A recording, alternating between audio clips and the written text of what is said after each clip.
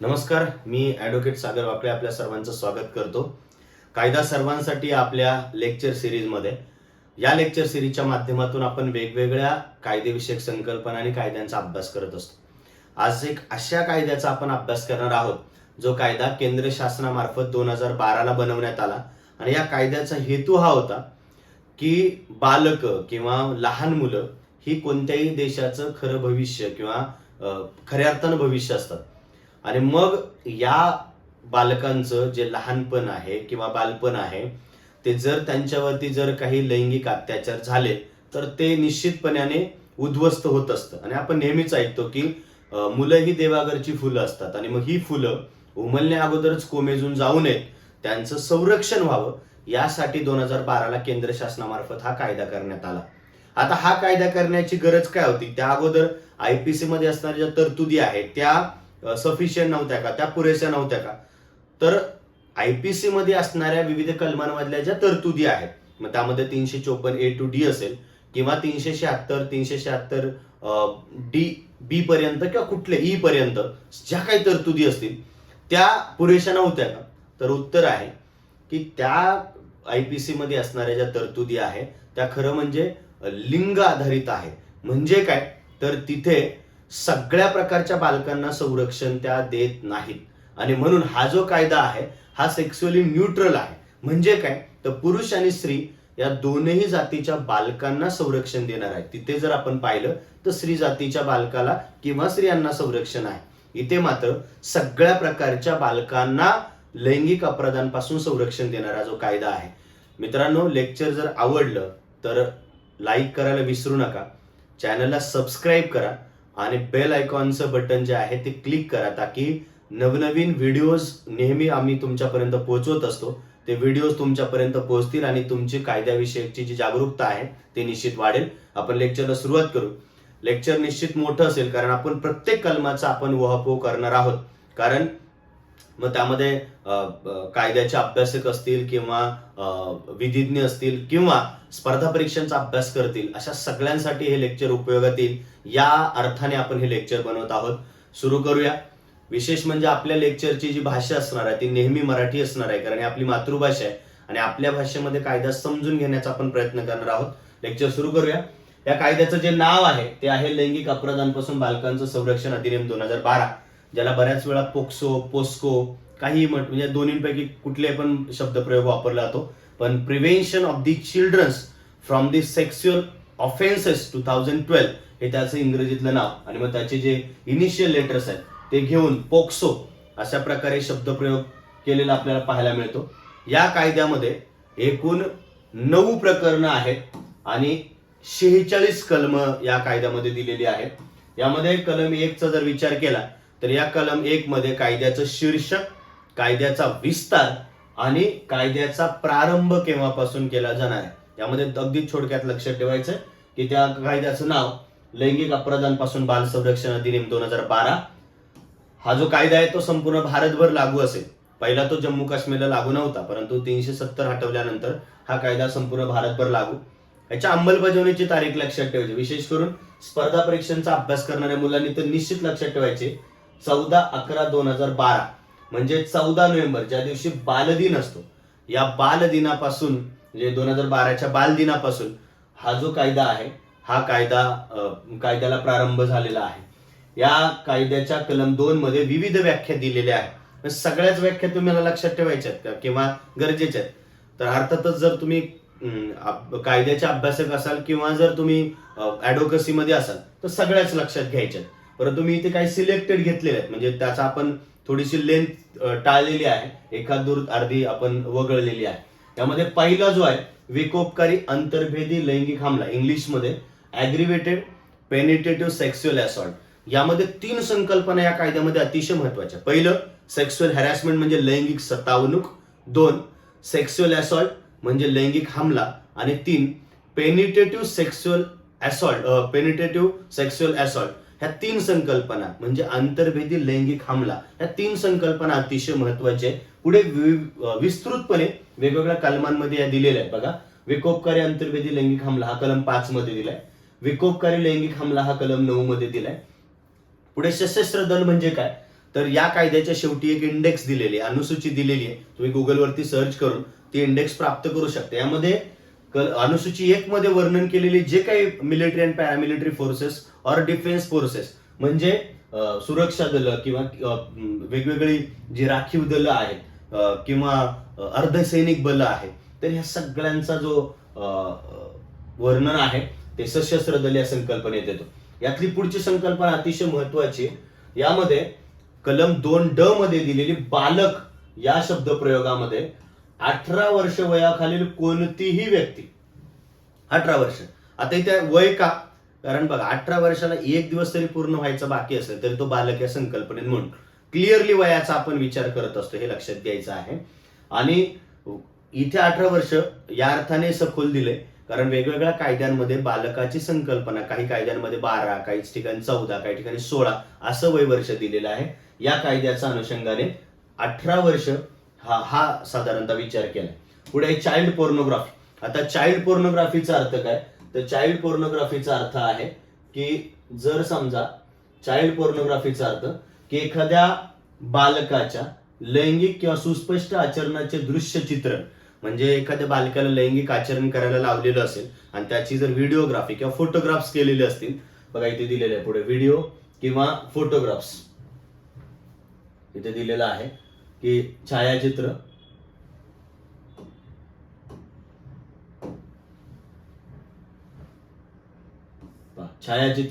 Video किंवा कम्प्युटरद्वारे त्याची निर्मिती केलेली असेल तर याला आपण चाइल्ड पोर्नोग्राफी असं म्हणतो. आणि मग प्रत्यक्ष त्या पोर्नोग्राफीसाठी वापरलेला बालक असेल तर त्याला थोडंसं एडिट करून किंवा मॉडिफाय करून त्याच्या सारखं बनवलेलं असेल तरी त्याला आपण चाइल्ड पोर्नोग्राफी मध्ये वर्णन करतो. कौटुंबिक नातेसंबंध ही पुढची संकल्पना दिलेली आहे. कौटुंबिक नातेसंबंध ह्या शब्दाची व्याख्या समजून घेताना डॉमेस्टिक व्हायलन्स ऍक्ट किंवा कौटुंबिक हिंसाचारापासून महिलांचं जे संरक्षण आहे तर 2005 चा जो कायदा आहे त्याच्या कलम 2F मध्ये वर्णन केल्याप्रमाणे कौटुंबिक नातेसंबंधाची व्याख्या आपल्याला या कायद्याच्या अनुषंगाने घ्यायची. पुढे आहे अंतर्भेदी लैंगिक हमला. वरती आपण पाहिलं होतं विकोपकारी अंतर्भेदी लैंगिक हमला, इथे सांगितलं फक्त अंतर्भेदी लैंगिक हमला, म्हणजे कलम 3 मध्ये. याच्या पुढचंच कलम समजून घेत असताना आपल्याला ते पाहायला मिळेल. पुढे आहे लैंगिक हमला, फक्त सेक्स्युअल असॉल्ट, अंतर्भेदी नाही, फक्त सेक्स्युअल असॉल्ट म्हणजे लैंगिक हमला कलम 7 मध्ये पुढे आपल्याला दिले. कलम 7 नुसार लैंगिक सतावणूक, सेक्स्युअल हॅरॅसमेंट कलम 11. मग हे लक्षात घ्यायचं की गुन्हा काय घडलाय, सेक्स्युअल हॅरॅसमेंट झाली, सेक्स्युअल असॉल्ट झालाय, पेनिट्रेटिव्ह सेक्स्युअल असॉल्ट झालाय मराठीत, लैंगिक सतावणूक झाली, लैंगिक हमला झालाय की अंतर्भेदी लैंगिक हमला झालाय. या 3 संकल्पनेनुसार किंवा या तिघांच्या बाबतीत विकोपकारी हल्ला झालाय का यानुसार मग त्याला कलम लावली जातात. त्यामुळे आपल्याला सरसकटपणे की पोक्सो अप्लाय झालाय, मग त्याचं कलम कोणते हे आपल्याला न समजता फक्त पोक्सो आणि मग त्या कायद्याविषयी अर्थातच बऱ्याच मोठ्या प्रमाणामध्ये मिसबिलीफ लोकांमध्ये आपल्याला पाहायला मिळतो. ठीक आहे, पुढे बघा की लैंगिक सतावणूक कलम 11 मध्ये दिलेले सामायिक घरदार, म्हणजे या कायद्यांअंतर्गत जो अपराधी आहे किंवा जो संशयित आहे तो आरोप असलेली व्यक्ती जर पीडित बालकासोबतच कौटुंबिक नातेसंबंधाने राहत असेल ते एकाच ठिकाणी तर त्याला आपण सामायिक घरदार म्हणतो. पुढे आहे विशेष न्यायालय. हा कायदा विशेष कायदा असल्याने या कायद्याच्या अंमलबजावणीसाठी विशेष न्यायालयाची तरतूद या कायद्याने केली आणि ती आहे कलम 28 नुसार. आणि हा कायद्यानुसार खटला चालवण्यासाठी शासनामार्फत एक ऍडव्होकेट किंवा आपण ज्याला अभियोक्ता म्हणतो तो अभियोक्ता अपॉइंट केलेला असतो, त्याचं कलम आहे 32. या वेगवेगळ्या संकल्पना या कलम 2 मध्ये दिलेल्या आहे. आता प्रकरण 2 जे आहे ते अतिशय महत्वाचं, म्हणजे या कायद्याचा मूळ जो गाभा आहे तोच कलम 2 मध्ये दिलेला आहे. कलम 2 मध्ये या कायद्यामध्ये वर्णन केल्याप्रमाणे बालकांवरील विविध लैंगिक अपराधांचं वर्णन केलेलं आहे.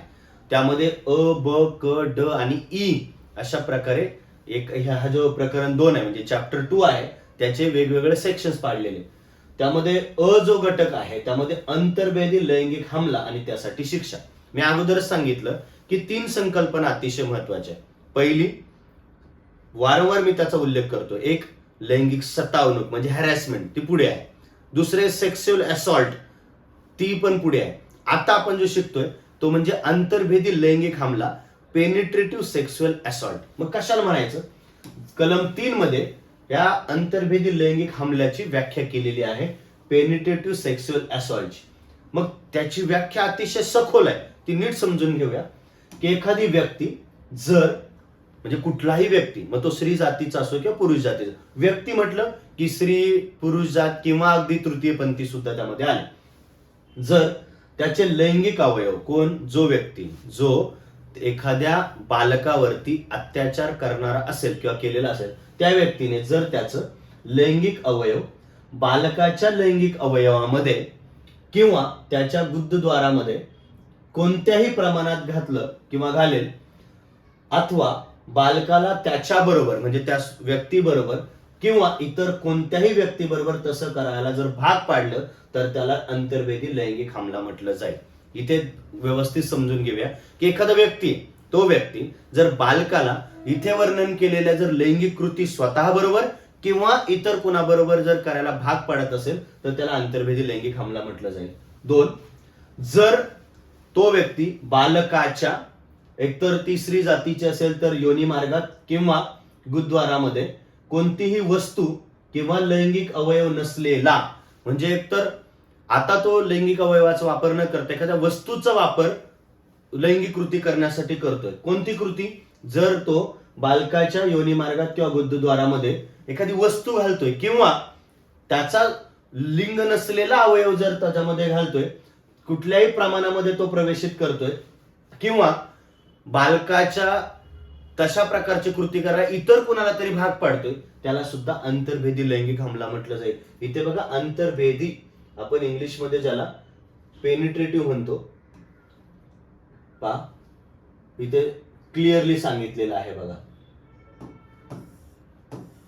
बघा इथे क्लिअरली सांगितलेलं आहे अंतर्भेदी हा जो शब्द आहे, तर हा हे कलम समजून घेत असताना हा व्यवस्थित शब्द समजून घ्यायचा आहे, अंतर्भेदी. म्हणून इतकी सखोल त्याची व्याख्या केलेली आहे. पुढे पाहूया. 3, एखादी व्यक्ती बालकाच्या लैंगिक अवयवामध्ये किंवा शरीराच्या कोणत्याही भागात त्या व्यक्ती स्वतःचा लैंगिक अवयव प्रवेशित करण्याच्या निमित्ताने, म्हणजे हेतू आहे की लैंगिक अवयव त्या बालकाच्या शरीरात प्रवेशित करणे, यासाठी शरीराच्या कोणत्याही भागाला हाताने स्पर्श करेल किंवा बालकाला त्याच्याबरोबर किंवा इतर व्यक्तीच्या बरोबर तसं करायला भाग पाडेल, त्याला सुद्धा अंतर्भेदी लैंगिक हमला म्हटलं जाईल. आणि ड, एखादी व्यक्ती बालकाच्या लैंगिक अवयवांना आपले तोंड लावेल किंवा बालकाला त्या व्यक्तीशी किंवा इतर व्यक्तीबरोबर करायला भाग पाडेल, ह्या सगळ्याला त्यांनी या कायद्याअंतर्गत अंतर्भेदी लैंगिक हमला म्हटलेला आहे. मग असा जर गुन्हा, अशा जर प्रकारचं जर कृत्य झालं, तर कलम 4 अंतर्गत अंतर्भेदी लैंगिक हमल्यासाठी शिक्षेची तरतूद करण्यात आलेली आहे. आणि ती तरतूद आहे, पहिली, एकतर कमीत कमी 10 वर्ष ते आजीवन कारावास आणि द्रव्यदंड. द्रव्यदंडाच्या संदर्भात आपल्याला पुढे आणखी एक तरतूद पाहायची. पण इथे एक गोष्ट लक्षात ठेवायची, जर पीडित बालक हा 16 वर्षापेक्षा कमी वयाचा जर असेल, तर 16 वर्षापेक्षा कमी वयाच्या बालकावर जर हा अंतर्भेदी लैंगिक हमला झाला, तर शिक्षा आहे 20 वर्ष ते आजीवन कारावास आणि द्रव्यदंड. बघा, म्हणजे याचा अर्थ 16 ते 18 साठी वरची आहे, परंतु 16 आणि 16 पेक्षा कमी जर असेल, तर मग मात्र 20 वर्ष ते आजीवन कारावासाची तरतूद आहे. पुढे, या कलमांतर्गत बसवलेला जो द्रव्यदंड, बघा इथे दोन्ही ठिकाणी आपल्याला द्रव्यदंड पाहायला मिळतो. जर हा जो या कलमांतर्गत जो आरोपीवरती बसवलेला जो न्यायालयामार्फत जो द्रव्यदंड आहे, तो द्रव्यदंड ज्या व्यक्ती पीडित आहे किंवा ज्या बालकावरती हल्ला झालेला आहे त्या बालकाला दिला जाईल. आणि ही रक्कम त्या बालकाचं एकतर मेडिकल एक्सपेंडिचर किंवा मेडिकल खर्च आणि त्या बालकाचं रिहॅबिलिटेशन किंवा पुनर्वसवणूक करण्यासाठी पुरेसं असलं पाहिजे एवढ्या प्रमाणात. तो किती, हे ते सक्षम न्यायालय ठरवणार आहे. त्यासाठी कुठल्याही प्रकारची मर्यादा इथे घालण्यात आलेली आहे. सो पहिली संकल्पना आपण पाहिली, ती म्हणजे अंतर्भेदी लैंगिक हमला. आता त्याच्या थोडं एक पाऊल पुढे, म्हणजे विकोपकारी अंतर्भेदी लैंगिक हमला. ऍग्रिवेटेड म्हणजे पेनिट्रेटिव्ह सेक्शुअल असॉल्ट तर असणार, पण कसा, ऍग्रिवेटेड. मग ऍग्रिवेटेड पेनिट्रेटिव्ह सेक्शुअल असॉल्ट कशाला म्हणायचं? जर तो अंतर्भेदी लैंगिक हमला पोलीस अधिकाऱ्याने केला, पोलीस अधिकारी, मग तो त्या स्टेशन हाऊस मध्ये असो, तो जिथे कार्यरत आहे तिथे असो, किंवा तो ज्ञात व्हावा की तो पोलीस अधिकारी आहे, असा पोलीस अधिकाऱ्याने केला, तर जर सशस्त्र दलाच्या किंवा सुरक्षा दलाच्या कर्मचाऱ्याने किंवा सदस्याने केला तर. यासाठी आपण व्याख्यामध्ये सशस्त्र दल किंवा सुरक्षा दलाचा विचार करतो आणि अनुसूची 1 सुद्धा यासाठी दिलेली आहे. जर तो लोकसेवक असेल तर, किंवा जर एखादा व्यक्ती तुरुंग अधिकारी किंवा सुधारगृह किंवा संरक्षण गृह किंवा निरीक्षण गृहात ठेवण्याचं किंवा देखभाल मुलांचं देखभाल किंवा संरक्षण देण्याचं कोणतंही ठिकाण असेल, तिथला व्यवस्थापन वर्ग किंवा कर्मचारी वर्ग असेल, त्यांच्याकडून जर अंतर्भेदी लैंगिक हमला केला गेला तर त्याला विकोपकारी लैंगिक हमला म्हटलं जाईल, अंतर्भेदी लैंगिक हमला म्हटलं जाईल. पुढे शासकीय किंवा खासगी रुग्णालयातील व्यवस्थापन करणारा जो वर्ग असेल त्यांच्याकडून केलं तर, म्हणजे एखादा बालक उपचारासाठी दाखल झालं एखाद्या हॉस्पिटलमध्ये आणि तिथल्या जर एखाद्या स्टाफने जर असं कृत्य केलं तर त्याला विकोपकारी अंतर्भेदी लैंगिक हमला म्हटलं जाईल. त्याला केवळ अंतर्भेदी लैंगिक हमला म्हटलं जाणार नाही. त्यानंतर पुढे आहे, जर एखाद्या शैक्षणिक संस्था किंवा धार्मिक संस्थेच्या कर्मचाऱ्याने किंवा व्यवस्थापन करणाऱ्या वर्गातील कर्मचाऱ्याने जर असं काही केलं तर, किंवा अतिशय महत्वाचं, जर हा अंतर्भेदी लैंगिक हमला सामूहिकपणे म्हणजे 2 किंवा 2 पेक्षा जास्त घटकांनी जर केला तर त्याला आपण सामूहिकपणे म्हणतो. सामूहिकपणे अंतर्भेदी हमला केला तर त्याला केवळ अंतर्भेदी हमला न म्हणता त्याला विकोपकारी अंतर्भेदी हमला या व्याख्येमध्ये गणलं जाईल.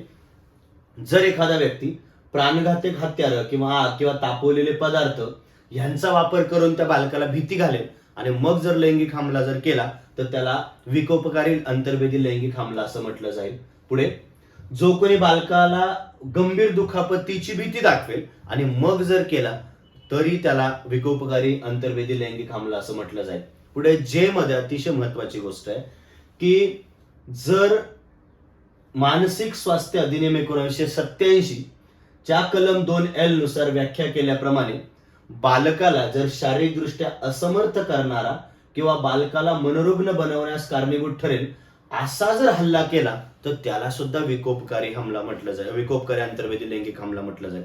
म्हणजे काय की जर त्या लैंगिक हमल्यामुळे एखाद्या बालकावरती अशी परिस्थिती ओढावली जी परिस्थिती हा जो मानसिक स्वास्थ्य अधिनियम 1987 कलम 2 मध्ये वर्णन केल्याप्रमाणे जर स्थिती झाली तर त्याला सुद्धा विकोपकारी लैंगिक हमला म्हटलं जाईल. 2, बालक जर स्त्री असेल म्हणजे जर स्त्री जातीचं बालक असेल तर आणि जर ती लैंगिक हमल्यामुळे जर ती बालक गर्भवती राहिली तर त्याला सुद्धा विकोपकारी लैंगिक हमला म्हटलं जाईल. बालकाला HIV जो आपण एड्स म्हणतो किंवा इतर जीवघेण्या आजाराचे किंवा संसर्गाचे बाधा होऊन ते नियमितपणे काम करण्यास असमर्थ होईल अशा प्रकारचा जर लैंगिक हमला झाला तर त्याला सुद्धा विकोपकारी लैंगिक हमला म्हटलं जाईल आणि जर अशामुळे त्याचा मृत्यू ओढावला. पुढे, जर बालक मानसिक रुग्ण असेल, जर तो ल्युनॅटिक असेल तर अशा बालकाचा विकलांगतेचा गैरफायदा घेऊन जर कुणी कृत्य केलं तर त्याला सुद्धा विकोपकारी लैंगिक हमला म्हटलं जाईल. आणि एकापेक्षा जास्त वेळा जर लैंगिक असॉल्ट त्याच्यावरती केलं तर त्याला सुद्धा विकोपकारी अंतर्भेदी लैंगिक हमला म्हटलं जाईल. जर तो हमला 12 वर्षाखालील बालकावरती केला तर त्याला सुद्धा विकोपकारी अंतर्भेदी लैंगिक हमला म्हटलं जातं, हे लक्षात ठेवायचं. म्हणजे काय तर इथे नीट गोष्ट समजून घ्या की जर एखाद्या पीडिताचं वय हे 12 वर्षापेक्षा कमी आहे आणि त्याच्यावरती जर पेनिट्रेटिव्ह सेक्शुअल असॉल्ट केला तर त्याला ॲग्रिवेटेड पेनिट्रेटिव्ह सेक्शुअल असॉल्ट म्हटलं जाईल. मग त्याला जी शिक्षा आहे ती या अगोदरच्या कलमाने न होता, म्हणजे या अगोदरचं जे कलम आहे, या अगोदरचं कलम 4 जे आहे त्या कलमाने शिक्षा न होता त्याला यानंतरचे जे कलम आहे 6 त्या कलम 6 नुसार शिक्षा होईल. म्हणजे 12 वर्षापेक्षा कमी वयाच्या जर बालकावरती लैंगिक हल्ला केला तर. त्यानंतर रक्ताचा किंवा दत्तक घेतलेला किंवा विवाह व्यवस्थेनुसार नातेसंबंधात असणाऱ्या व्यक्तीवरती जर अंतर्भेदी लैंगिक हमला केला तर त्याला सुद्धा विकोपकारी लैंगिक हमला म्हटलं जाईल. त्या बालकाला सेवा पुरवण्यासाठी जी कोणती संस्था अपॉइंट केलेली असेल किंवा बालकांना सेवा, त्याच्यामध्ये अनाथाश्रम वगैरे सगळे आहे, तर बालकांना सेवा पुरवण्यासाठी ज्या काही संस्था असतील त्यांच्या व्यवस्थापनातील एखाद्या कर्मचाऱ्याने जर हल्ला केला तर त्याला सुद्धा विकोपकारीच म्हटलं जाईल. हे ज्ञात असून की बालक गरोदर आहे, त्या गरोदर बालकावरती जरी अंतर्भेदी लैंगिक हमला केला तर त्याला सुद्धा विकोपकारीच म्हटलं जाईल. आणि जर अंतर्भेदी लैंगिक हमला करून जर खून करण्याचा प्रयत्न केला तर त्याला सुद्धा अंतर्भेदीच म्हटलं जाईल, विकोपकारीच म्हटलं जाईल. पुढे आहे जातीय किंवा पंथी हिंसाचार करताना किंवा राष्ट्रीय आपत्तीच्या वेळी. म्हणजे काय, जर जाती हिंसाचार चालू आहे किंवा दंगल चालू आहे किंवा भूकंप किंवा राष्ट्रीय आपत्ती ओढावलेली आहे, अशा वेळी त्या परिस्थितीचा फायदा घेऊन जर एखाद्या व्यक्तीने बालकावर जर अंतर्भेदी लैंगिक हमला केला तर त्याला सुद्धा विकोपकारीच लैंगिक हमला असं म्हटलं जातं. आणि पुढे जर एखाद्या बालकावरती अंतर्भेदी लैंगिक हमला करून त्याला जर लोकांमधून नग्न फिरवलं त्याला सुद्धा विकोपकारी म्हटलं जाईल. सो विकोपकारीमध्ये भरपूर साऱ्या तरतुदी आणि आता सध्या घडणारे बरेचसे गुन्हे हे साधारण या कलमाखाली आपल्याला नोंद झालेले पाहायला मिळतात किंवा व्याख्येत बसवलेले पाहायला मिळतात. मग कलम 5 मध्ये जी विकोपकारी अंतर्भेदी लैंगिक हमला दिलेला आहे तशी जर कृती कोणावरती घडली, कोणाकडून घडली, तर कलम 6 नुसार तो शिक्षेस पात्र असतो. ती शिक्षा आहे कमीत कमी 20 वर्ष ते आजीवन कारावास आणि द्रव्यदंड अथवा मृत्यूदंड सुद्धा. हा एक कुतूहलाने विचारला गेलेला प्रश्न असतो की पोक्सो कायद्याअंतर्गत जास्तीत जास्त शिक्षेची तरतूद किती आहे, तर मृत्यूदंड सुद्धा ठोठावला जाऊ शकतो. आणि आजीवन कारावास या संकल्पनेचा अर्थ समजून घेताना बऱ्याच लोकांच्या डोक्यामध्ये वेगवेगळ्या संकल्पना असतात. तर उर्वरित आयुष्य त्याला कारावासात घालावं लागतं, ते 20 वर्ष वगैरे काही नाही. या अगोदर पण मी स्पष्ट केलेलं आहे की जर एखाद्या ठिकाणी अशा शिक्षेची तरतूद असेल की असा जर तुम्ही कृत्य केलं तर त्या मूळ कलमात वर्णन केलेल्या शिक्षेच्या अर्धी शिक्षा बस. अशा तरतुदीच्या वेळी जिथे आजीवन आहे तिथे आजीवनचा अर्थ 20 वर्ष घ्यावा, इतर ठिकाणी नाही. इतर ठिकाणी आजीवन याचा अर्थ हा मरेपर्यंत उर्वरित आयुष्य हे त्याला तुरुंगवासात काढावं लागतं. पुढे इथं पण तेच सांगितलं की द्रव्यदंड हा पीडित व्यक्तीला दिला जाईल आणि त्याच्यातून वैद्यकीय खर्च आणि त्याची पुनर्वसन करण्यासाठी तो पुरेसा असला पाहिजे. आता विकोपकारी पहिला आपण संकल्पना पाहिली अंतर्भेदी लैंगिक हमला, नंतर विकोपकारी अंतर्भेदी लैंगिक हमला. आता आपल्याला पाहायचं केवळ लैंगिक हमला म्हणजे काय. वरती पाहिलं अंतर्भेदी, आता पाहायचं फक्त लैंगिक हमला. लैंगिक हमला म्हणजे जर त्या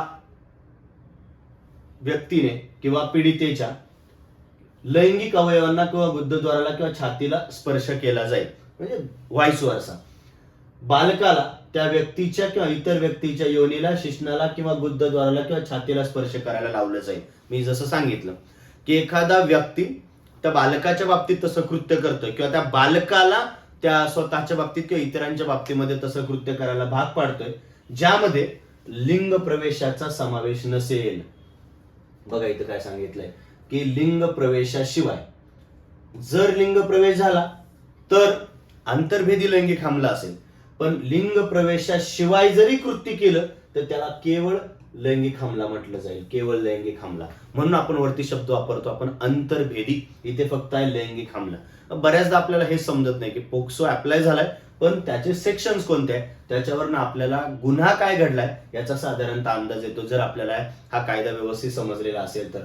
सो लिंग प्रवेशाशिवाय शारीरिक स्पर्शाचा अंतर्भाव असेल किंवा असं जी कृती आहे ही लैंगिक हेतूने केलेली असेल किंवा लैंगिक हेतूने केलेली कोणती कृती असेल त्याला आपण लैंगिक हमला असं म्हणतो. हा थोडासा अंतर्भेदी लैंगिक हमल्यापेक्षा थोडी वेगळी संकल्पना आहे. तिथे लिंग प्रवेशाचा समावेश असतो, इथे नाही. पुढे आहे मग लैंगिक हमला जर कुणावरती झाला, कुणा बालकावरती झाला तर त्याच्यासाठी शिक्षेची तरतूद आहे 3 वर्ष ते 5 वर्ष कोणत्याही प्रकारचा कारावास आणि द्रव्यदंड. आता जसं आपण अंतर्भेदी लैंगिक हमल्यासोबत विकोपकारी अंतर्भेदी लैंगिक हमला पाहिला होता, तसंच लैंगिक हमल्यासोबतच आता आपल्याला विकोपकारी लैंगिक हमला पण पाहायचा आहे. मग त्याच तरतुदी आहे ज्या विकोपकारी अंतर्भेदी लैंगिक हमल्याबद्दल होत्या त्याच आहे. त्यामुळे मी इथे आता त्या परत रिपीट करत बसत नाही. जर कुणाला या कायद्याच्या PDF हवा असेल तर तुम्ही माझ्या संपर्क क्रमांकावरती कॉन्टॅक्ट करू शकता आणि तुम्हाला या ज्या नोट्स आहेत किंवा PDF आहेत त्या तुमच्यापर्यंत पोहोचतील. पुढे बघा, मग जसं आपण विकोपकारी अंतर्भेदी लैंगिक हमल्याची शिक्षेची तरतूद पाहिली होती तशी इथे विकोपकारी लैंगिक हमल्यासाठी सुद्धा शिक्षा आहे. लैंगिक हमल्यासाठी 3 ते 5 वर्ष आहे, इथे विकोपकारी लैंगिक हमल्याबद्दल मात्र 5 ते 7 वर्ष आहे. याचं कारण आहे की बालक त्या कोमल वयामध्ये ज्याच्यावरती विश्वास ठेवते त्याच्याकडून जर असं काही कृत्य झालं तर त्याला विकोपकारी या सदरामध्ये घेऊन जायचं किंवा विकोपकारी या संकल्पनेमध्ये बसवायचं आणि जास्तीत जास्त शिक्षेची तरतूद करायची, या अर्थाने ह्या संकल्पना याच्यामध्ये ऍड केलेल्या आहे. पुढे आहे लैंगिक सतावणूक. आता ही संकल्पना समजून घेऊया की एखादी व्यक्ती कोणताही शब्द उच्चारते, कुठलाही शब्द किंवा कोणताही आवाज करते किंवा तो शब्द किंवा आवाज ऐकू जाईल त्या बालकाला या हेतूने हावभाव करते किंवा आपल्या शरीराचा कोणताही भाग दाखवते आणि बालक तो भाग पाहिल अशा प्रकारची तजवीज करते, याचा हेतू मात्र लैंगिक असतो, याला लैंगिक सतावणूक म्हटलं जाईल. बघा इथे आहे की डिस्टन्स मेंटेन केलेला आहे, पण शब्द उच्चारलेत, हावभाव केले, शरीराचा एखादा अवयव दाखवलाय आणि ही सगळी कृती ही लैंगिक हेतूने प्रेरित असेल तर त्याला लैंगिक सतावणूक म्हटलं जाईल. वरती स्पर्श आहे, लैंगिक हमल्यामध्ये साधारण स्पर्श आहे पण लिंग प्रवेश नाही, लिंग प्रवेश असेल तर आंतरभेदी लैंगिक हमला, अशा पद्धतीने या कायद्यामध्ये तरतुदी केलेल्या आहेत, हे समजून घेऊया.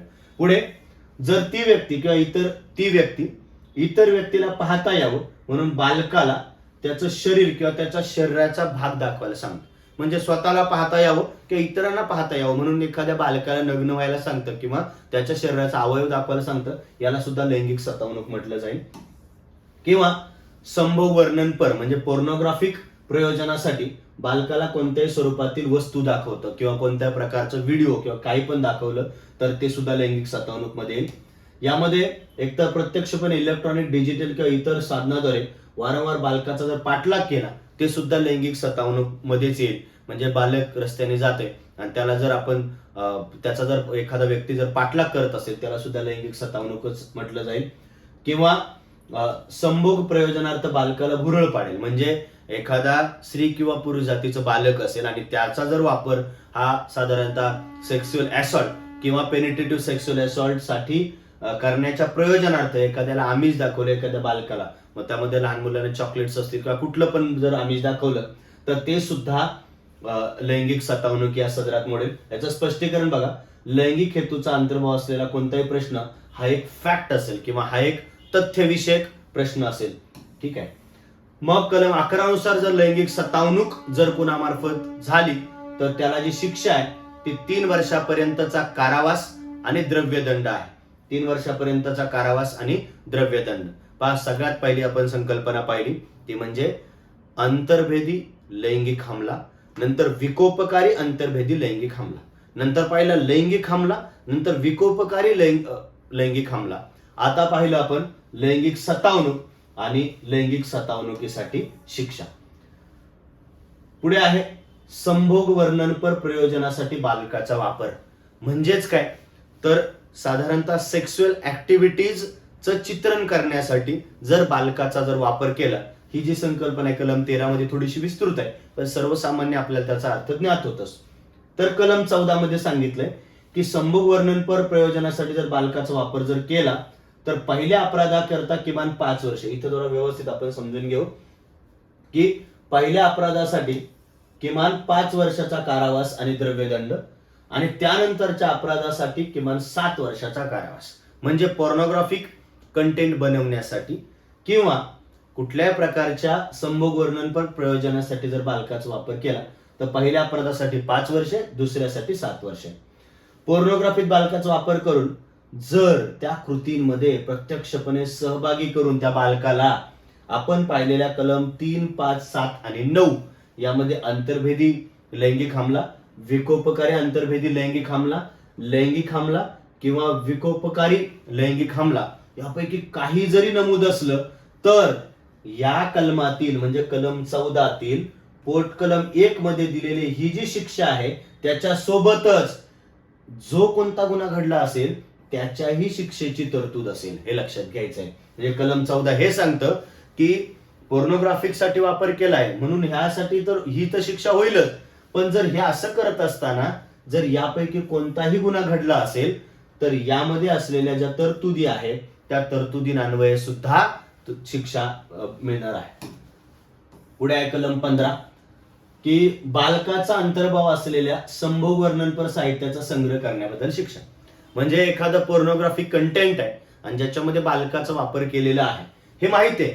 मग चाइल्ड पोर्नोग्राफी साहित्याचा प्रसार जर कोणी करत असेल किंवा ते पोर्नोग्राफिक कंटेंट पाठवण्याच्या उद्देशाने त्याचा संग्रह केलेला असेल किंवा तो कंटेंट ताब्यात ठेवलेला असेल, नष्ट न करता म्हणजे नष्ट केलेला नसेल आणि विहित प्राधिकरणाला त्याबाबत कळवत सुद्धा नाही. आता विहित प्राधिकरण कोणते ते पुढच्या कलमांमध्ये येणारच आहे. तर ती व्यक्ती शिक्षेस पात्र असेल. याचा अर्थ असा की एखाद्या व्यक्तीला माहिती आहे की हे पोर्नोग्राफिक कंटेंट आहे आणि ज्याच्यामध्ये बालकाचा वापर केलेला आहे, तो कंटेंट एकतर स्वतःजवळ बाळगला जातोय, ट्रान्सपोर्ट करण्याच्या उद्देशाने त्याची तजवीज केली जाते किंवा त्याचा प्रसार करण्याच्या उद्देशाने स्वतःजवळ ठेवला जातोय, तर त्या अपराधाकरता किमान 10,000 रुपये दंड ची तरतूद केलेली आहे. यामध्ये पहिल्या अपराधासाठी 5,000 आहे आणि दुसऱ्या अपराधासाठी किमान 10,000 रुपयाची तरतूद आहे. पुढे पोर्नोग्राफी साहित्य प्रसारित किंवा प्रसार प्रदर्शन किंवा वितरण करण्यासाठी जर ते जे साहित्य आहे त्याचा संग्रह केला किंवा ताब्यात ठेवला तर तो सुद्धा शिक्षेस पात्र आहे. बघा, पोर्नोग्राफिक साहित्य प्रसार प्रदर्शन किंवा वितरण करण्यासाठी संग्रह केला किंवा ताब्यात ठेवला तर तो शिक्षेला पात्र असतो. 3 वर्षांपर्यंतचा कारावास किंवा द्रव्यदंड किंवा दोन्ही शिक्षा. पुढे पोर्नोग्राफी साहित्याचा व्यावसायिक हेतूने संग्रह म्हणजे कमर्शियल यूज करण्याच्या उद्देशाने ताब्यात ठेवला तर तो सुद्धा शिक्षेस पात्र आहे. तर पहिल्या अपराधाकरता 3 ते 5 वर्षाचा कारावास किंवा द्रव्यदंड किंवा दोन्ही, आणि दुसऱ्या आणि त्यानंतरच्या अपराधाकरता 5 ते 7 वर्ष कारावास आणि द्रव्यदंड. म्हणजे जर लहान मुलांचा पोर्नोग्राफिक कंटेंट रेडी करून त्याचा व्यावसायिक वापर केला तर त्या संदर्भात कलम 15 जे आहे ते तरतूद करतं. आता आपण कलम 15 पर्यंत जे पाहिलं त्यामध्ये 3 वेगवेगळ्या प्रकारच्या संकल्पना, त्या संकल्पनांच्या संदर्भामध्ये विकोपकारी हमले आणि त्यानंतर पोर्नोग्राफीच्या संदर्भात. आता पुढे की एखादी व्यक्ती प्रत्यक्ष तो गुन्हा करत नाही पण त्या गुन्ह्याला अपप्रेरणा देते किंवा तसा प्रयत्न करते. आता अपप्रेरणा म्हणजे अबेटमेंट आणि प्रयत्न म्हणजे त्याला अटेम्प्ट करणं. सो अबेटमेंट आणि अटेम्प्ट हे दोन्ही, कारण पिनलाइज करणाऱ्या कायद्यांचा जो गाभा आहे किंवा बेस आहे तो हा आहे, एकतर माइंड गिल्टी असेल तर, 2 रॉंग मोटिव्ह असेल तर, आणि ऍक्ट रॉंगफुल असेल म्हणजे कृती चुकीची असेल तर, म्हणजे सदोष मनस्थिती, 2 चुकीचा मोटिव्ह आणि 3 चुकीची कृती, यापैकी सगळ्याच्या सगळं शिक्षेस पात्र असतं. त्यामुळे एकतर अपराधाला अपप्रेरणा दिली किंवा अपराधाचा प्रयत्न केला. बघा, म्हणजे जर बालकावरती लैंगिक हमला, अंतर्वेदी लैंगिक हमला किंवा लैंगिक सत्तावणूक करण्याच्या कटात जर कोणी सहभागी झाला किंवा त्याला मदत केली तर त्यानेच जण तो अपराध केलेला आहे अशा प्रकारे त्याचा अर्थ घेतला जातो आणि त्यासाठी शिक्षा जी आहे ती जसं काय तो अपराधच केलाय अशा प्रमाणे त्या कलमासाठी जी शिक्षा असेल ती शिक्षा अपप्रेरणेसाठी सुद्धा असते, ही गोष्ट लक्षात ठेवायची. त्यामुळे अबेटमेंट हा गुन्हा करण्या इतपतच गंभीर मानला जातो हे आपल्याला इथे पाहायला मिळते. 18 की जर एखाद्या व्यक्तीने गुन्हा प्रत्यक्षात केला नाही पण त्या गुन्ह्याचा प्रयत्न केला तर त्या कलमामध्ये असलेल्या शिक्षेच्या निम्मी शिक्षा ही प्रयत्नासाठी केल्या जाते. आता इथे जर नीट पाहिलं तर प्रयत्नापेक्षा अपप्रेरणेसाठी शिक्षा जास्त आहे, कारण इथे अपराधाकरता जी शिक्षा आहे तीच मिळते. इथे जर प्रयत्न झाला परंतु प्रत्यक्ष तो गुन्हा घडला नाही तर मात्र त्याच्या निम्मी मिळते, ही गोष्ट लक्षात घ्यायची. पुढे आहे की अशा प्रकारे जर गुन्हा घडला तर त्या गुन्ह्याच्या संदर्भामध्ये माहिती कळवण्याची जी कार्यपद्धती आहे ती कलम 19 ते 23 प्रकरण 5 मध्ये दर्शवलेली. बघा, पहिलं तर ते कोणाला कळवायचे. 1, बालकांसाठी जे विशेष पोलीस पथक म्हणजे स्पेशल पोलीस युनिट जे बनवलेले आहेत, एकतर त्यांना किंवा जो गुन्हा घडलाय त्याच्या आसपास असणारे स्थानिक पोलीस किंवा ज्याला ज्ञात होईल तो ज्ञात जिथे आहे तिथल्या स्थानिक पोलिसांना ते कळवायचं आहे. त्यानंतर मिळालेल्या माहितीबद्दल लेखी नोंद करून त्याला एक नोंदणी क्रमांक दिला जाईल. मिळालेली जी माहिती आहे ती माहिती देणाऱ्याला वाचून दाखवली जाईल आणि पोलीस पथकाकडून जे रेकॉर्ड ठेवले जातात त्या रेकॉर्डमध्ये किंवा पोलीस डायरीमध्ये त्याची नोंद केली जाईल. माहिती जर बालकाने दिलेली असेल तर बालकाला समजणाऱ्या सोप्या भाषेमध्ये तिची नोंद केली जाईल. म्हणजे इन्फॉर्मर हा स्वतः जर बालक असेल तर त्याला समजेल अशा भाषेमध्ये त्याची नोंद केली जाईल. बालकाला समजत नसलेल्या भाषेत नोंद जर असेल तर इंटरप्रिटर, फॉर एक्झाम्पल महाराष्ट्रामध्ये जर तो गुन्हा नोंदवतोय, कर्नाटक मधून एखादा बालक आलाय त्याला कन्नड भाषा समजते तर इंटरप्रिटर किंवा तो जो दुभाषक आहे किंवा जो ट्रान्सलेट करणारा व्यक्ती आहे त्याचा तिथे साधारणतः उपयोग केला जाईल आणि पीडित बालकाची देखभाल व संरक्षण याची व्यवस्था ही साधारणतः 24 तासामध्ये केली जाईल. बाल कल्याण समिती, विशेष न्यायालय आणि सत्र न्यायालयाला हे साधारणतः कळवलं जाईल. चाइल्ड वेलफेअर कमिटीला आणि जे सत्र न्यायालय जे पुढे आपल्याला पाहायचंय विशेष न्यायालय म्हणून काम करतं, तर त्या न्यायालयाला सुद्धा या घटनेबद्दलची माहिती कळवली जाते. त्याच्यानंतर माहिती देणाऱ्या व्यक्तीवरती कोणत्याही प्रकारची दिवाणी किंवा फौजदारी जबाबदारी नसते. बऱ्याचदा लोक एखाद्या गुन्ह्याची माहितीच पोलीस स्टेशनला कळत नाहीत, कारण नको बाबा कशाला उगीच झंझट पाठीमागे, या अर्थाने ते कळवत नाही. तर इथे क्लिअरली सांगितलंय की माहिती देणाऱ्या व्यक्तीवरती कुठल्या प्रकारची दिवाणी आणि फौजदारी जबाबदारी नसेल, कुठपर्यंत, जोपर्यंत त्याचा हेतू चुकीचा नसेल तोपर्यंत. पण पुढे दिलंय की जर खोटी माहिती दिली मग मात्र तो शिक्षेस पात्र असेल, पण जर माहिती खरी असेल तर त्याच्यावर कोणत्याही प्रकारची दिवाणी आणि फौजदारी जबाबदारी नसेल. पुढे कलम 20 आपण पाहतो की एखादा गुन्हा घडला की तो माध्यमातून लोकांपर्यंत पोहोचवण्याचा प्रयत्न केला जातो. मग प्रसार माध्यम, स्टुडिओ किंवा छायाचित्रण सुविधा देणारे जे केंद्र आहे त्यांच्यावरती प्रकरणासंदर्भातील माहिती कळवण्याचं जे बंधन आहे. आणि याचा अर्थ असा की जर एखाद्या ठिकाणी कुठला तरी फोटोग्राफिक कंटेंट रेडी केला जातोय आणि तिथे जर बालकाची सतावणूक किंवा पिळवणूक केली जाते, तर अशा वेळी त्या तिथल्या ज्या व्यवस्थापक असेल त्याची जबाबदारी आहे का सदर घटनेबद्दलची जी माहिती आहे ती साधारणतः पोलिसांपर्यंत किंवा चाइल्ड वेलफेअर कमिटीपर्यंत किंवा जे स्पेशल प्रोटेक्शन युनिट पोलिसांचे जे तयार केलेले आहे तर त्यांच्यापर्यंत पोहोचवणं गरजेचं आहे. कलम 21, जर एखाद्या व्यक्तीने किंवा पोलीस अधिकाऱ्याने माहिती कळवण्यात किंवा प्रकरणाची नोंद करण्यात जर कसूर केला, आता 20 प्रमाणे जर माहिती कळवण्यात कसूर केला आणि जर पोलीस अधिकाऱ्याने कलम 19 नुसार तो गुन्हा नोंद करून घ्यायला जर हलगर्जीपणा केला, तर त्या दोन्ही प्रकारच्या व्यक्तींना 6 महिन्यांपर्यंतचा कारावास किंवा द्रव्यदंड किंवा दोन्ही शिक्षा होऊ शकतात. एखादी कंपनी असेल किंवा संस्था असेल, त्या प्रभारी व्यक्तीच्या नियंत्रणाखालील जर कुठल्या कर्मचाऱ्याने हा असा अपराध केला आणि त्या संबंधित कंपनी किंवा संस्थेच्या प्रमुखाने जर पोलिसांना ही माहिती कळवल्या जर कसूर केली, तर मग मात्र 1 वर्षांपर्यंतचा कारावास आणि द्रव्यदंड आहे. या कलमांतर्गत बालकाला मात्र कोणत्या प्रकारची शिक्षा नाहीये.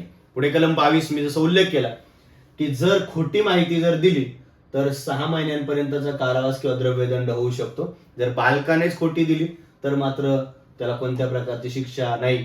सज्ञान व्यक्तीने जर जाणीवपूर्वक बालकाविरुद्ध खोटी तक्रार केली किंवा आरोपीच्या वकिलाला खोटी तक्रार दिली तर त्याला 1 वर्षापर्यंतचा कारावास, द्रव्यदंड आणि दोन्ही किंवा द्रव्यदंड किंवा दोन्ही शिक्षा अशा प्रकारची ते तरतूद आहे. पुढे आहे प्रसार माध्यमांसाठीची कार्यपद्धती. बघा आता इथे प्रसार माध्यमांसाठीची कार्यपद्धती काय, तर मी मागे सांगितलं त्याप्रमाणे की एखादा गुन्हा घडला तर तो गुन्हा घडल्यानंतर मीडियामध्ये ही जी एखादी बातमी बनते तर ती बनत असताना की जर पोक्सो अंतर्गत जर गुन्हा दाखल झालेला असेल तर संबंधित गुन्ह्याची बातमी किंवा भाष्य हे अधिकृत असल्याशिवाय दिलं जाणार नाही. एकतर पूर्णतः अधिकृत म्हणजे ऑफिशियल स्टेटमेंटचं. 2, त्या बातमीमध्ये बालकाची ओळख उघड होणार नाही किंवा ओळख उघड होईल अशा प्रकारचा तपशील दिला जाणार नाही, म्हणजे त्याच्या आई वडिलांचं नाव वगैरे कुठल्याच प्रकारची आयडेंटिटी ही डिस्क्लोज केली जाणार नाही.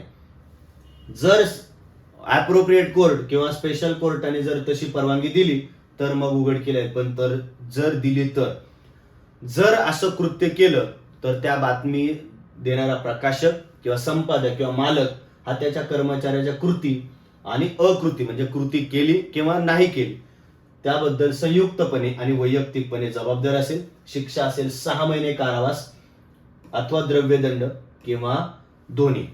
इथे समजून घ्यायचं प्रकरण 6 बालकाच्या जबाब नोंदवून घेण्याची कार्यपद्धती. हे अतिशय महत्वाचे. कुठची पण कायदेविषयक प्रोसिजर किंवा कार्यपद्धती जी असते त्याच्यामध्ये जबाब हा अतिशय महत्वाचा, ज्याला आपण स्टेटमेंट म्हणतो. की कलम 24 नुसार बालकाचा जबाब नोंदवून घेत असताना तो बालकाच्या घरी किंवा नेहमीच्या राहण्याच्या ठिकाणी किंवा त्याच्या पसंतीच्या ठिकाणी किमान उपनिरीक्षक म्हणजे ज्याला आपण PSI म्हणतो बघा इथे, किमान उपनिरीक्षक म्हणजे ज्याला PSI, पण कसं महिला पोलीस अधिकाऱ्याकडून नोंद केला जाईल शक्य होईल तोपर्यंत. जर तशा प्रकारच्या काही अडचणी असतील तर मग पुढे काही तरतूद आहे. जबाब नोंदवताना पोलीस अधिकारी हा युनिफॉर्म मध्ये नसेल किंवा ही युनिफॉर्म मध्ये नसेल.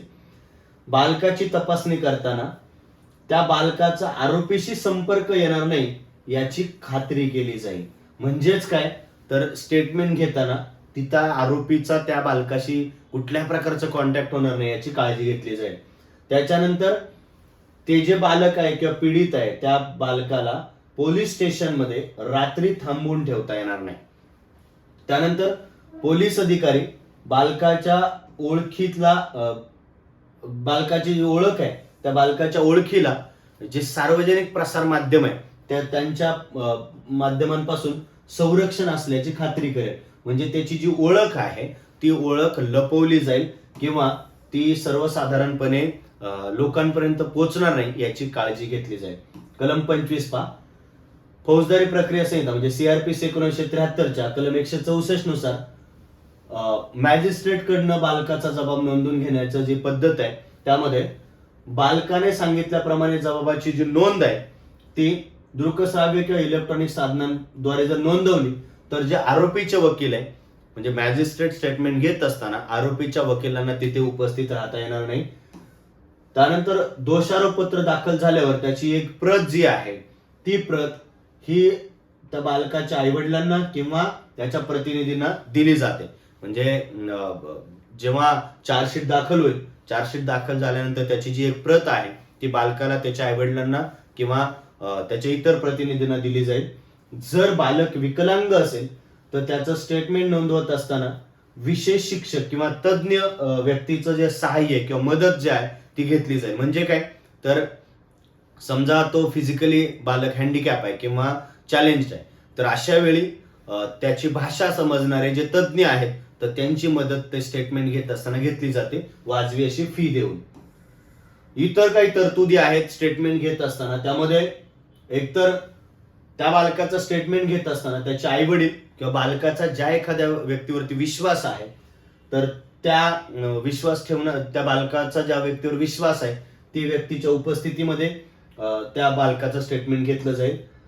जर गरज पडली तर इंटरप्रिटर किंवा दुभाषिकाचा मदत घेतली जाईल. जर तो व्यक्ती किंवा ते बालक फिजिकली चॅलेंज असेल तर फिजिकली चॅलेंज असलेल्या मुलाच्या बाबतीमध्ये तज्ञ व्यक्तीचं सहाय्य घेतलं जाईल. आणि शक्यतो बालकाचा जबाब हा ऑडिओ व्हिज्युअल किंवा ज्याला आपण रेकॉर्ड करून घेतला जाईल. त्याच्यानंतर कलम 27 बालकाची वैद्यकीय तपासणी, ती अतिशय महत्वाची गोष्ट आहे. जरी FIR झालेलं नसेल तरीही CRPCच्या कलम 1973च्या कलम 164A नुसार बालकाची वैद्यकीय तपासणी केली जाईल. आणि वैद्यकीय तपासणी करत असताना जर बालक हा जर बालिका असेल म्हणजे स्त्री जातीचा असेल तर महिला डॉक्टर कडूनच त्याची तपासणी केली जाईल. त्यानंतर आई वडील किंवा बालकाचा ज्याच्यावर विश्वास आहे अशा विश्वास ठेवणाऱ्या व्यक्ती, त्यानंतर बालकाला विश्वास वाटणाऱ्या व्यक्तीच्या उपस्थितीत ही तपासणी केली जाईल. परंतु हे जर शक्य नसेल म्हणजे आई वडील किंवा ती व्यक्ती जर तिथे उपस्थित नसेल अशा वेळी ते जे वैद्यकीय संस्थेचे जे प्रमुख आहे ते एखाद्या महिलेचं नामनिर्देशन करतील आणि त्या महिला कर्मचाऱ्याच्या उपस्थितीमध्ये त्या बालिकेची वैद्यकीय तपासणी केली जाईल. म्हणजे इथे जर पीडिता बालक असेल तर मेडिकलच्या बाबतीमध्ये काही विशेष प्रोव्हिजन्स आहेत. पुढे विशेष न्यायालय. या कायद्याच्या कलम 28 नुसार सत्र न्यायालयाला विशेष न्यायालय म्हटलं जाईल. बघा, सत्र, अतिरिक्त सत्र न्यायालय नाही, सहाय्यक नाही, सत्र न्यायालयाला विशेष न्यायालय म्हटलं जाईल. हा विशेष न्यायालय नेमण्याचा अधिकार राज्य शासनाला असेल. उच्च न्यायालयाचे जे मुख्य न्यायमूर्ती आहेत त्यांच्या सल्ल्याने प्रत्येक जिल्ह्यासाठी एक सत्र न्यायालय हे साधारणतः पोक्सो स्पेशल कोर्ट म्हणून काम करेल. याचं कारण काय की का स्पेशल कोर्ट, तर या कायद्याअंतर्गत दाखल झालेल्या गुन्ह्यांची जलद गतीने न्याय चौकशी करण्याच्या हेतूने स्पेशल कोर्टची स्थापना केली जाईल. आता हे जे स्पेशल कोर्ट आहे त्या स्पेशल कोर्टाला इतर कायद्यातील अपराधांची सुद्धा संपरीक्षा करता येईल. म्हणजे काय की जर समजा या पोक्सो सोबतच आयपीसीतले कुठले कलम जर लागू झालेले असतील तर त्या सुद्धा कायद्यांची संपरीक्षा करता येईल. अगदीच इथे पुढे सांगितलंय की आयटी ऍक्ट 2000चा जो आहे त्याच्या कलम 67 ब अंतर्गत जरी गुन्हा दाखल झालेला असेल या पोक्सोच्या कलमांसोबत, तर आयटी ऍक्ट अंतर्गत असणाऱ्या स्पेशल कोर्टाच्या पलीकडे जाऊन सुद्धा पोक्सो स्पेशल कोर्टाला सुद्धा त्या संदर्भात न्याय चौकशी करण्याचा अधिकार असेल. कलम 29 हे सांगतं की जोपर्यंत गृहितकांचा संदर्भ असेल म्हणजे ऍझम्पशन, तोपर्यंत कोर्ट हे ऍझ्युम करून चालेल की कलम 3, 5, 7 आणि 9 किंवा अपप्रेरणा किंवा अपराधाचा प्रयत्न यापैकी कोणत्याही कलमाअंतर्गत जर गुन्हा दाखल झाला तर जणू काही त्या व्यक्तीने तो गुन्हा केलेला आहे अशा प्रकारचं गृहीत धरून ती जी संपरीक्षा आहे किंवा पुढची जी ट्रायल आहे ती चालणार आहे. पुढे आहे सदोष मानसिक स्थितीचं गृहीतक. जर एखाद्या आरोपीच्या संदर्भामध्ये जर असं पुढे आलं की हा आरोपीने ही कृती त्याची मानसिक स्थिती ठीक नसताना केलेली आहे, तर कोर्ट किंवा न्यायालय हे धरून चालेल की सदर आरोपीची मानसिक स्थिती ही सदोष आहे. म्हणजे हे सुद्धा कोर्ट ऍझ्युम करून चालेल जोपर्यंत ती मानसिक स्थिती ठीक असल्याचं सिद्ध होत नाही. पुढे कलम 31 विशेष न्यायालयासमोर कारवाईला फौजदारी प्रक्रिया संहिता 1973 लागू असणे. तर विशेष न्यायालय जे आहे तर ते सत्र न्यायालय असेल आणि साधारणतः खटला चालवण्यासाठी जी व्यक्ती असेल तर ती विशेष सरकारी वकील किंवा स्पेशल पब्लिक प्रॉसिक्युटर आपण ज्याला म्हणतो तर तो सरकारी अभियोक्ता असेल. आता हा जो सरकारी अभियोक्ता आहे ह्याची नियुक्ती राज्य शासनामार्फत केली जाईल आणि ह्याचा अनुभव बघा लक्षात घ्यायचा आहे, किमान 7 वर्ष त्यानं अधिवक्ता म्हणून काम केलेलं असलं पाहिजे. आणि हा अधिवक्ता जो सीआरपीसीचं सेक्शन 2 सबसेक्शन यू मध्ये दिलेला आहे त्याप्रमाणे त्याला सरकारी अभियोक्ता असल्याचं मानलं जाईल. आता हे जे विशेष कोर्ट आहे त्या विशेष कोर्टाची जी कार्यपद्धती आहे किंवा त्याचा जो अधिकार आहे किंवा साक्षी पुरावा जो नोंदवून घेतला जातो त्यासाठीच्या तरतुदी प्रकरण 8 मध्ये कलम 33 मध्ये सांगितल्याप्रमाणे विशेष न्यायालयाला अपराधाची दखल ही पुढील प्रकारे घेता येईल. म्हणजे कुठल्याही प्रकारे ज्या गुन्ह्याचा जो कॉग्निझन्स आहे तो कसा घेतला जाईल. एक, जर आरोपीला जर न्याय चौकशी करण्यासाठी जर त्याच्याकडे सुपूर्द म्हणजे कोर्टाकडे सुपूर्द केलं तर. 2, कोर्टाला जर तक्रार प्राप्त झाली तर.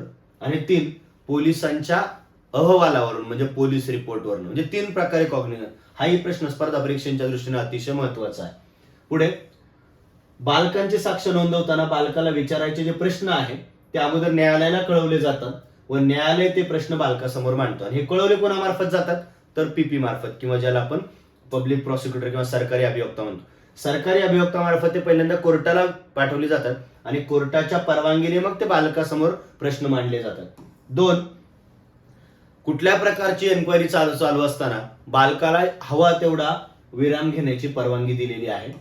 4, कुटुंबातील सदस्य, पालक, मित्र किंवा बालक ज्या व्यक्तीवर विश्वास ठेवतोय किंवा बालकाला ज्याच्यावर आत्मविश्वास वाटतोय यांना न्यायालयात उपस्थित राहण्याची परवानगी देऊन बालकाला फेवरेबल एन्व्हायरमेंट निर्माण करण्याची जबाबदारी किंवा कोर्ट तसं करू शकतं. त्यानंतर न्यायालयात साक्ष देण्यासाठी बालकाला वारंवार बोलावू नये किंवा गरजेपेक्षा जास्त वेळा कोर्टामध्ये बोलावलं जाऊ नये. त्यानंतर बालकाला आक्रमकपणे प्रश्न विचारण्यास हा जो कायदा आहे तो मज्जाव करतो किंवा त्या बालकाच्या चारित्र्याचं कॅरेक्टरचं हनन होईल असं किंवा डिफॉर्मेट केलं जाईल अशा प्रकारे प्रश्न विचारले जाणार नाही. त्यानंतर तपास करत असताना किंवा ज्युडिशियल एन्क्वायरी करत असताना बालकाची ओळख उघड होणार नाही अशा प्रकारची काळजी घेतली जाईल किंवा त्या ओळख उघड होण्याला मनाई आहे. त्यानंतर नुकसान भरपाई म्हणजे जर आरोपी दोषी आढळला तर त्याच्यावरती जो द्रव्यदंड लावला जाईल त्या द्रव्यदंडातून नुकसान भरपाई त्या बालकाला देण्याचे निर्देश हे विशेष न्यायालय देऊ शकतं. विशेष न्यायालयाला सत्र न्यायालयाचा दर्जा असेल आणि साधारणतः 1973चा जो सीआरपीसी आहे त्याच्या प्रक्रियेनुसार या न्यायालयाची प्रक्रिया चालेल. पुढे मात्र कलम 34 फार अतिशय महत्वाचं आहे की बालकाने केलेल्या अपराधाच्या बाबतीत कार्यपद्धती व विशेष न्यायालयाने वयाबाबतचा निर्णय देणे. म्हणजे काय तर बऱ्याचदा हे आपल्याला पाहायला मिळतं की पोक्सोचा जो गुन्हा आहे तो लहान मुलानेच म्हणजे बालकानेच अटेम्प्ट केलाय, म्हणजे 18 वर्षापेक्षा कमी वयाच्याच मुलाने जर अटेम्प्ट केलाय, तर अशा वेळी जो ज्युव्हेनाइल जस्टिस ऍक्ट आहे, म्हणजेच काय तर बालकाला बालन्याय अधिनियम जो आहे 2015 या कायद्याच्या तरतुदीनुसार तो खटला चालू जाईल किंवा त्याला तसं ट्रीट केलं जाईल. म्हणजे बघा की पोक्सोचा गुन्हा जर 18 वर्षापेक्षा कमी वयाच्या जर आरोपीकडनं किंवा बालकाकडनं जर केला गेला असेल तर जे ऍक्टच्या तरतुदी लागू होतील आणि मग तो जो ज्याच्यावरती आरोप झालेला बालक आहे त्याच्या वयाचा प्रश्न जर उपस्थित झाला तर तो विशेष न्यायालयाकडून निकाली काढला जाईल, म्हणजे स्पेशल कोर्ट या संदर्भामध्ये त्याच्या वयाबद्दलचा निर्णय घेईल. पुढे आहे साधारणतः 35 कलम जे सांगतं की बालकाची साक्ष नोंदवण्यासाठी आणि प्रकरण निकाल काढण्याचा कालावधी बघा अतिशय इंटरेस्टिंग आहे. प्रत्यक्षात काय घडते तुम्हाला माहितीच आहे. बालकाची साक्ष आणि अपराधाची दखल घेतल्यापासून 30 दिवसाच्या आत, म्हणजे काय तर FIR झाल्यापासून 30 दिवसाच्या आत बालकाचे स्टेटमेंट पूर्ण झाले पाहिजे आणि सुनावणी जी आहे साधारणतः 1 वर्षाच्या आतमध्ये पूर्ण झाली पाहिजे. पण प्रत्यक्षामध्ये मात्र काय घडतं हे आपल्या सगळ्यांना माहितीच आहे. कलम 36 साक्ष देण्याच्या बाबतीत वेळी बालकाला आरोपी न दिसणे, म्हणजे काय तर बालकाची साक्ष नोंदवत असताना बालकाला आरोपी दिसणार नाही, परंतु आरोपीला हा बालकाचा जबाब ऐकता येईल. म्हणजे काय तर अशा प्रकारे तरतूद केली जाऊ शकते. म्हणजे बालकाला मात्र तो आरोपी दिसणार नाही याची काळजी कोर्टाने घ्यायची, पण बालक काय स्टेटमेंट देतं हे मात्र त्या आरोपीला ऐकता येऊ शकतं. अशा प्रकारची तरतूद या कलमाअंतर्गत केलेली आहे. पुढे कलम 37 की विशेष न्यायालय हे कक्षांतर्गत व बालकाच्या आईवडिलांच्या किंवा बालक ज्याच्यावर विश्वास ठेवतोय त्या किंवा बालकाला विश्वास वाटणाऱ्या इतर व्यक्तीच्या उपस्थितीमध्ये ज्युडिशियल एन्क्वायरी करेल आणि आवश्यक असेल तर CRPCच्या 284 नुसार आयोगपत्र सुद्धा काढण्याची कार्यवाही हे कोर्ट करेल. पुढे आहे कलम 38 की बालकाची साक्ष कोर्टामध्ये नोंदवून घेत असताना जर त्या बालकाला योग्य वाटणाऱ्या किंवा येत असलेल्या भाषिकाची किंवा ट्रान्सलेटरची जी सुविधा आहे ती केली जाईल. पुढे आहे प्रकरण 9 कलम 39 ते 46 अतिशय छोट्या छोट्या तरतुदी आहेत की कलम 39 मध्ये सांगितलंय की तज्ञ व्यक्ती जे आहे किंवा म्हणजे फिजिकली चॅलेंज व्यक्तीचं स्टेटमेंट घेण्यासाठी तज्ञ लागत असतील किंवा एखादे शिक्षक लागत असतील तर याची तरतूद राज्य शासन करत असतं. त्यानंतर जर त्या बालकाला साधारण विधी व्यावसायिकाची मदत म्हणजे ऍडव्होकेट्स किंवा लॉयर्स हवे असतील तर हे सुद्धा विधी सेवा प्राधिकरण जे आहे त्या विधी सेवा प्राधिकरणामार्फत हे साधारणतः वकील दिले जातात. पण CRPC सेक्शन 301च्या अधीन राहून साधारणतः त्याला वकील पुरवले जातात. कलम 41 मध्ये सांगितलंय की कलम 3 ते 13च्या तरतुदी विशिष्ट प्रकरणाला लागू नसणे, म्हणजे त्या मुलाची वैद्यकीय तपासणी किंवा त्या बालकाची वैद्यकीय तपासणी करत असताना कलम 3 पासून तर कलम 13 पर्यंतच्या ज्या म्हणजे एखादा वैद्यकीय व्यवसाय तो वैद्यकीय व्यावसायिक मेडिकल एक्झामिनेशन करतो त्या बालकाची आणि असं करत असताना कलम 3 ते 13 मध्ये घडणारी ज्या काही वर्णन केलेल्या घटना आहेत त्यापैकी काही जरी घडलं तर यामध्ये कलम 41 हे सांगतं की पालकांच्या संमतीने वैद्यकीय व्यावसायिकाकडनं जर हे केलं जात असेल तर हा जो कायदा आहे तो त्याला लागू नाही, कारण त्याची जी भावना आहे ती सद्भावनेने केलेली कृती असणार आहे. कलम 42 एका ओळीत समजून घ्यायचं झालं तर ह्या कायद्याच्या कलमांसोबत जर IPCचं एखादं कलम अप्लाय झालेलं असेल किंवा इतर कायद्यांचं एखादं कलम अप्लाय झालेलं असेल तर आणि दोघांच्या व्याख्येमध्ये जर साधर्म्य आपल्याला पाहायला मिळालं तर ज्या कलमात जास्तीत जास्त शिक्षा असेल त्या शिक्षेची तरतूद केलेली आहे. म्हणजेच काय समजा IPCचं सेक्शन 1 लागू झालं आणि पोक्सोचं एखादं सेक्शन लागू झालं, या दोघांपैकी जास्त शिक्षा ज्या कलमात आहे ती शिक्षा त्या आरोपीला दिली जाईल. कलम 42 हा हे सांगतो की या कलमातल्या तरतुदी इतर कोणत्याही कलमाला कमी समजणाऱ्या नसतील तर उलट त्यामध्ये भर घालणाऱ्या असतील आणि जर या कायद्यातील काही तरतूद इतर कायद्यांशी जर विसंगत ठरली तर या कायद्याच्या तरतुदी इतर कायद्यावरती अधिभावी असतील म्हणजे ओव्हरटेक करणारे असतील. कलम 43 मी या अगोदर सांगितलं की या कायद्याच्या बद्दल जनसामान्यांमध्ये जागृती करण्यासाठी केंद्र शासन राज्य शासन टेलिव्हिजन असेल रेडिओ असेल किंवा इतर प्रसार माध्यमांमार्फत प्रयत्न करेल. कलम 43च्या बाबतीमध्ये काही प्रमाणात निश्चित आपल्याला पाहायला मिळतं, परंतु अजूनही अपेक्षित अशा कृती फार केल्या जात नाहीत. कलम 44 साधारणतः या कायद्याच्या अंमलबजावणीचा जो आढावा आहे तो राष्ट्रीय किंवा राज्य बाल हक्क संरक्षण आयोग यासाठी एक अधिनियम बनवलेला आहे आणि या अधिनियमांतर्गत स्थापन झालेले हे जे आयोग आहेत, तर हे आयोग हे संनियंत्रण किंवा कंट्रोलर म्हणून काम करतील आणि या कायद्यासंदर्भात इतर काही नियम करण्याचा जो अधिकार आहे तो केंद्र शासनाला असेल. आणि 46वं कलम हे सांगतं की हा जो अधिनियम आहे तो अंमलात आणताना जर काही अडचणी उद्भवल्या तर हा कायदा अंमलात आल्यापासून 2 वर्षाच्या आतमध्ये नियम केले जाऊ शकतात, त्यानंतर नाही. तर मित्रांनो, हा पण कायदा थोडासा सखोलपणे समजून घेण्याचा प्रयत्न केलेला आहे. पुन्हा भेटूया आपण यानंतर आणखी वेगवेगळ्या प्रकारच्या कायदेविषयक संकल्पना घेऊन. तोपर्यंत धन्यवाद.